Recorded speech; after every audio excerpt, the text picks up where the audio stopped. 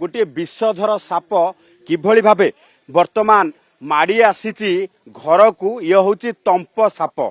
ये तंप साप वर्तमान जनक घर को माड़ी आसीथिला एवं जहा को देखिबा परे छानिया होइथिले लोके। एइभली भाबे विषधर साप जदि ये बन्या समय पशि आसे तेबे कौन करिवे। अन्य गोटे दृश्य देखेबी जे कदली भेड़ारे किभली भाबे घरु वर्तमान यातायात करबा पई बाध्य हेउछंती।